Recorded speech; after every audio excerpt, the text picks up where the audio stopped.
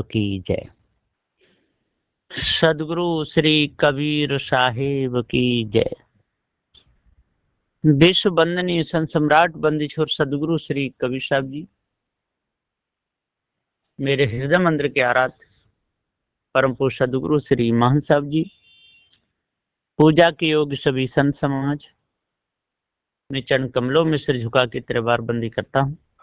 बोलिए श्री सदगुरुदेव की जय। सदगुरुदेव की दया से यहाँ पर महान प्रश्नोत्तरी में प्रश्न नंबर 36 तक सदगुरुदेव की दया से पूरा हुआ। अब आगे चलता है। गुरुदेव जी शिष्य कहता है कि गुरुदेव जी, साधु को घर परिवार में जाना चाहिए कि नहीं? गुरुदेव बोले, साधु को घर परिवार से चिपक नहीं रखनी चाहिए। जो साधु घर परिवार से मेल करता है उसमें साधुता के गुण नहीं होते, क्योंकि वासना तज के साधु हुआ जाता है, उपरामता लेकर के हुआ जाता है, संसार से बैराग लिया जाता है। और यदि घर परिवार से ही चिपक रखेगा तो उसमें साधुता के गुण नहीं आएंगे। प्रश्न, गुरुदेव जी, साधु के पास भेंट विदाई का धन होता है, उसको कहाँ लगाना चाहिए? उत्तर, साधु के धन में साधु का अधिकार होता है, गृहस्थों का नहीं। साधु के पास रुपए पैसे जमा हो जाएं तो गुरु स्थान में सौंप देना चाहिए, घर परिवार में नहीं। जो साधु घर परिवार में लगाता है वो साधु नहीं है, वो साधु के नाम पर कलंक है और पाप कमा रहा है, धर्म नहीं। प्रश्न, गुरुदेव जी, माता पिता की संपत्ति में साधु का हक होता है कि नहीं? उत्तर, माता पिता की संपत्ति में साधु का कोई अधिकार नहीं होता। यदि जो साधु माँ बाप की संपत्ति में वो हक मानता है तो वो साधु नहीं है। उसको कहना भी नहीं चाहिए कि मैं साधु हूं। वो लोभी है, मोही है, कामी, क्रोधी, सभी गुण उसके अंदर है। प्रश्न, गुरुदेव जी, साधु को शादी विवाह में जाना चाहिए कि नहीं? उत्तर, साधु को शादी विवाह में नहीं जाना चाहिए। साधु अवधूत होता है। यदि साधु शादी विवाह में जाएगा, विषय विकार उसके अंदर बढ़ेंगे, उसके अंदर साधुता नहीं रहेगी, त्याग वैराग से गिर जाएगा, संसारगामी हो जाएगा। इसलिए साधु को विवाह शादी में जाने से बचना चाहिए। प्रश्न, गुरुदेव जी, साधु को तंबाकू भांग खानी चाहिए कि नहीं? उत्तर, साधु को किसी भी प्रकार का नशा नहीं करना चाहिए। यदि साधु किसी भी प्रकार का नशा करता है तो समझ लो कि वो साधु नहीं है, साधु के नाम पर कलंक है, संसार को धोखा दे रहा है, नशेबाज है, उसके अंदर साधुता नहीं। गुरुदेव जी, उपासना किसकी करनी चाहिए? उत्तर, गुरु की उपासना करनी चाहिए। जो सत्य न्याय की बात बताते हैं उन गुरुजनों की आज्ञा का पालन ही उपासना कहलाती है, उनकी सेवा ही उपासना कहलाती है। और जो उन्होंने ज्ञान दिया है भवबंधनों से छूटने का, उसके अनुसार चले और कभी बुरे कर्म ना करे, यही उपासना है। पारखी गुरु सम गुरु नहीं, खोजो दिन और रात। भूपेंद्र दास विनती करे, रहे महान गुरु के साथ। प्रश्न, गुरुदेव जी, यह मन कभी निर्मल होगा कि नहीं? उत्तर, हाँ, हो जाएगा। भ्रम भूल कल्पना, विषय वासना, मोह ममता आसक्ति को पुरुषार्थ द्वारा त्यागना पड़ेगा। और जिस दिन ये सब त्याग देगा, उपराम संसार से ले लेगा, उसी समय ये मन निर्मल हो जाएगा। प्रश्न, गुरुदेव जी सद्गुण कितने प्रकार के होते हैं? उत्तर, अच्छे कर्म सब सद्गुण हैं, बुरे कर्म सब दुर्गुण हैं, लेकिन धारण करने के लिए महापुरुषों ने अष्ट महासद्गुण बताए। सत्य, विचार, शील, दया, धैर्य, विवेक, वैराग्य और गुरु भक्ति, इनको धारण करना चाहिए। प्रश्न, गुरुदेव जी 4 वेदों का नाम क्या है? उत्तर, सामवेद, यजुर्वेद, अथर्वणवेद और ऋग्वेद। इनमें सब में ब्रह्मवाद भरा हुआ है, पारक ज्ञान नहीं। प्रश्न, गुरुदेव जी इन वेदों की मान्यता से कल्याण हो जाएगा? उत्तर, नहीं होगा। कल्याण तो कर्मों के सुधार से होगा।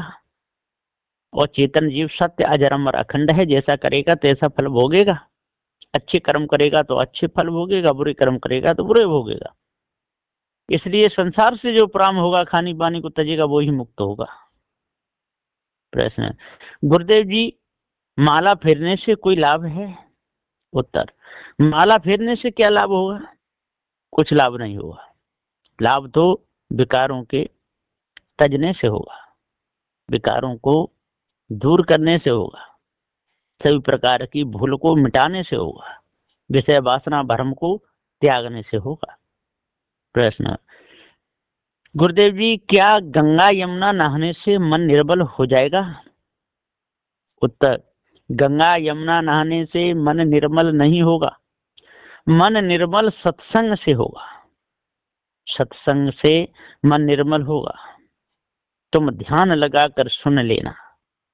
पारखी गुरु की तन मन धन से तुम सेवा भक्ति कर लेना। प्रश्न, गुरुदेव जी क्या तीर्थ यात्रा से मन के विकार दूर हो जाएंगे? उत्तर, तीर्थ यात्रा से मन निर्मल नहीं होगा। तीर्थ यात्रा से मन निर्मल, मन के विकार दूर नहीं हो सकते, क्योंकि वहां तो जाने आने से तो मनोरंजन के सारे काम है। कहीं भीड़ देखे आए, चले गए, घंटा बजाए, मंदिरों में घूमे आए, यात्रा करे आए, ये सारा मनोरंजन है ना। इसमें तो मन में दिन दूनी रात चौगनी वासना चढ़ सकती है, लेकिन वासना मिट नहीं सकती है। इसलिए बिना ज्ञान के मन निर्मल नहीं होगा। गुरुदेव जी तन के विकार कैसे दूर होंगे? उत्तर, सेवा और दान से। सेवा से जब अच्छे प्रकार से, लगन से, सभी प्रकार छल कपट को तजने से सेवा यदि करेगा इष्ट की, तो मन के विकार दूर हो जाएंगे। और दान करेगा, जो अपनी कमाई से दान करेगा और बढ़िया मन रखेगा, विकार दूर हो जाएंगे। प्रश्न, गुरुदेव जी सदगुरु की पहचान क्या है? उत्तर, जो स्वयं स्वयं बोध विचार में परिपक्व हो और दूसरे को ज्ञान करा दें, उनको सदगुरु कहते हैं। और तन मन वचन पर विजय प्राप्त किए हों और सही साधना उनकी पक्की हो, यही सदगुरु की पहचान है। उत्तर, गुरुदेव जी गुरु किसे कहते हैं? उत्तर, जो अपने आप का कल्याण कर लें, अपने आप तक ही सीमित हों, उनको गुरु कहते हैं।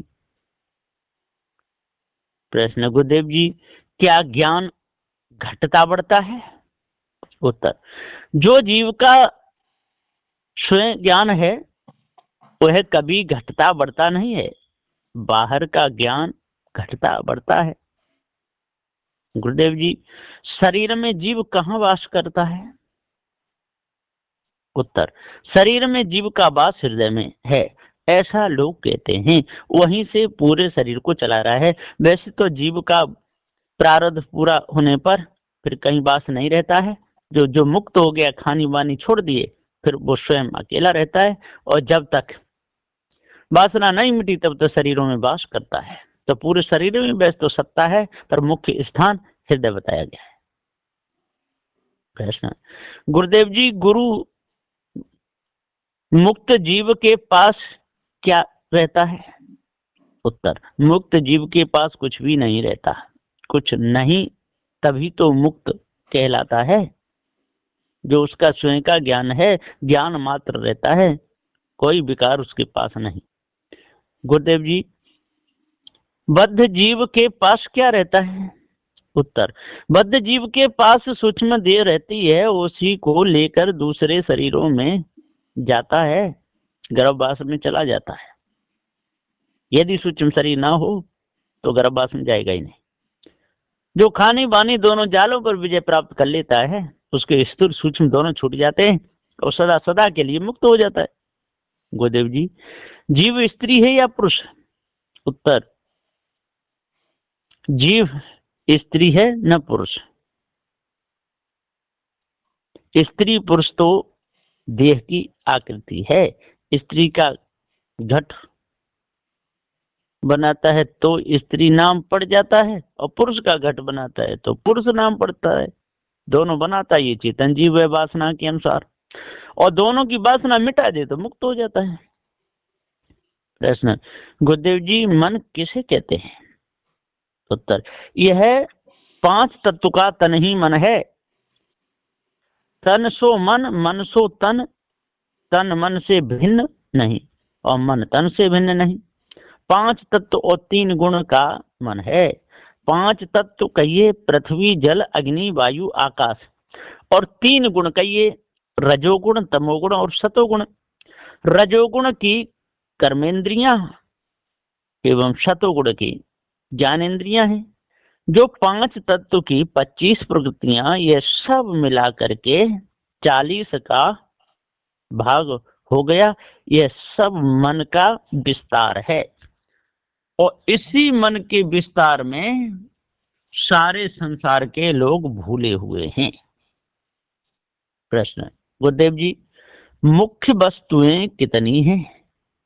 उत्तर, मुख्य वस्तु 5 हैं, पृथ्वी जल अग्नि वायु, और इन सब को जानने वाला चेतन जीव। आकाश कोई वस्तु नहीं है,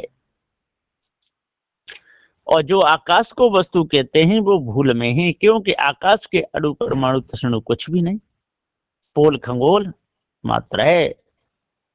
प्रश्न, गुरुदेव जी, कुछ कुछ लोग तो आकाश को भी वस्तु कहते हैं, इसका पूरा भेद बताइए। उत्तर, आकाश कोई वस्तु नहीं है, खाली पोल मात्र है। यदि आकाश भी वस्तु होता तो आने जाने की जगह कहाँ रहती? दूर की वस्तु दूर से कैसे दिखती? आकाश कोई वस्तु होता तो आने जाने की जगह रुक जाती, इसलिए आकाश कोई वस्तु नहीं है। इस भ्रम को त्याग देना चाहिए। प्रश्न, गुरुदेव जी, क्या मन आता जाता है? उत्तर, हाँ, बद्ध जीव के साथ आता जाता है, और मुक्त होने पर तन मन दोनों छूट जाते हैं, सदा सदा के लिए मुक्त हो जाता है। गुरुदेव जी, क्या जीव को छोड़कर भी मन कहीं चला जाता है? उत्तर, नहीं जाता। तन को छोड़कर मन कहीं जाता नहीं है। यदि ऐसा कहोगे कि मन जाता है तो सारे काम मन के द्वारा होने चाहिए। मन से एक भी काम नहीं होता। मन में काम करने का संकल्प उठता है तब तन से काम होता है, केवल मन से भेजने से काम नहीं होगा। मन खराब हो जाएगा, तन खराब हो जाएगा, लेकिन पहुंच ही नहीं पाएगा, और विषय वासना भ्रम बढ़ जाता है। लेकिन काम तभी होता है जब तन मन दोनों मिला के करेगा, तो तन मन एक हो रहे, तब हंस कभी लिखा है। प्रश्न, गुरुदेव जी, संत गुरुजनों ने कहा है कि माला तो कर में फिरे, जीव फिरे मुख में, मनुआ तो दम देश फिरे, ई तो सुमरना है। इसका भेद बता दीजिए। उत्तर, बहुत से लोग माला को हाथ में पकड़कर फिराते रहते हैं, जीव से भी राम राम कृष्ण कृष्ण विष्णु विष्णु रटते रहते हैं, परंतु उनके मन में विकार भरे हैं, सो 10 इंद्रियों को चलायमान करते रहते हैं। उसी को कहा है मन तो दौंदिस फिरे, ई तो सुमिरन ना है। अब इनका सुमिरन कैसे होगा? जब तक गुरु भक्ति नहीं करेंगे, जब तक विकारों को दूर नहीं करेंगे, जब तक भ्रम को अंदर से पूर्ण रीत से नहीं त्यागेंगे, तब तक इनका मन निर्मल होगा ही नहीं किसी भी उपाय से। प्रश्न, गुरुदेव जी क्या मुक्त जीव कभी बंधन में आ सकता है? उत्तर, मुक्त जीव कभी बंधन में नहीं आता। बंधन में न आना ही तो मुक्ति है। जीव सदा सदा के लिए मुक्त हो जाता है। प्रश्न, गुरुदेव जी कुम्हार बर्तन बनाता है, इसी प्रकार जगत भी किसी ने बनाया होगा, इसका भेद बता दीजिए। उत्तर, हे शिष्य जगत अनादि है, इसका कोई बनाने वाला नहीं है। किसी भी वस्तु को बनाने के लिए 3 साधन चाहिए। प्रथम निमित्त कारण, और दूसरा साधारण कारण, और तीसरा उपादान कारण। ये तीनों वस्तु परस्पर जरूरी हैं। निमित्त कारण कुम्हार है, साधारण कारण चाक और डंडा, उपादान कारण मिट्टी और पानी। इनके द्वारा बर्तन बन के तैयार होते। और ब्रह्म से पहले जगत तो था ही नहीं। ब्रह्मवादी लोग कहते हैं यह बात बिल्कुल झूठ है। जगत का कोई कर्ता नहीं है, न पहले था, न अब है, न कभी रहेगा। ये मायावी गुरबा लोगों की झूठी कल्पना मानता मात्र है ना। इसलिए भ्रम को त्यागना चाहिए, भूल को दूर करना चाहिए, तब पूर्ण शांति मिलेगी। बस यहीं पर मैं अपनी वाणी को विराम देता हूँ। बोलिए श्री सद्गुरुदेव की जय।